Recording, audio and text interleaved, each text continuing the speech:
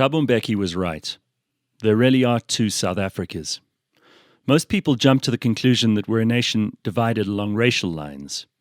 Others think it's about the haves and the have-nots.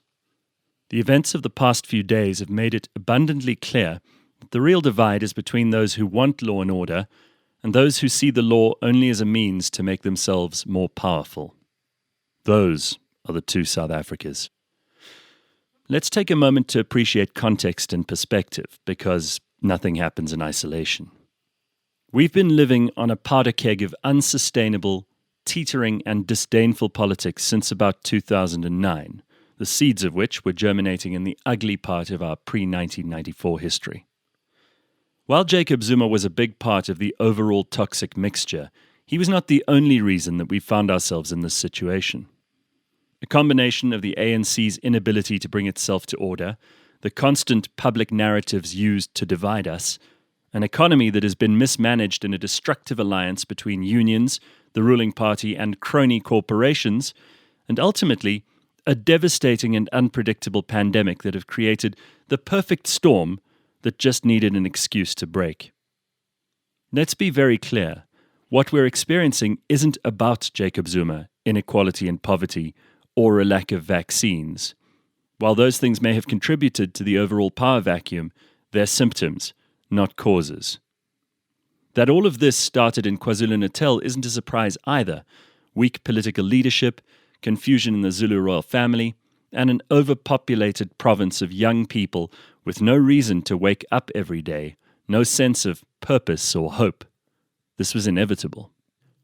We're witnessing the final unraveling of the ANC, and especially the elite criminal coterie who have been manipulating the institutions and authority of government for their own purposes for at least the last decade. Their reluctance to act against each other, abide by the law, or do what is good for South Africa is a can that was kicked down the road until they ran out of road.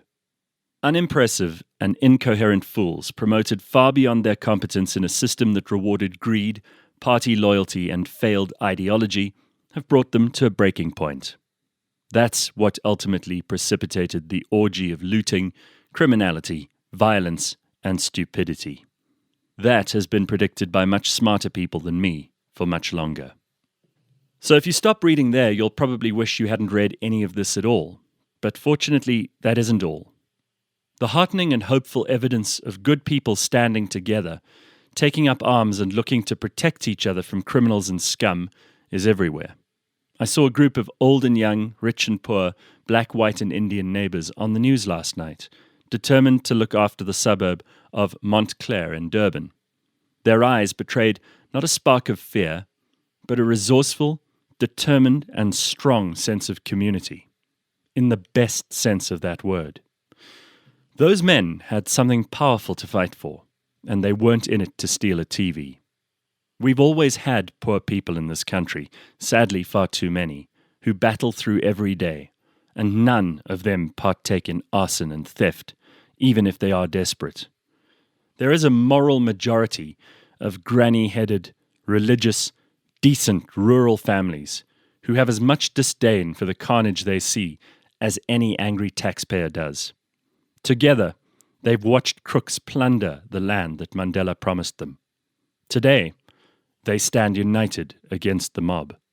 The great divide in South Africa is and will continue to be between those who want a future for themselves and their children, who believe we are a civilized people with enormous potential, and those who have given in to the chaos of destruction, hopelessness, and self-loathing.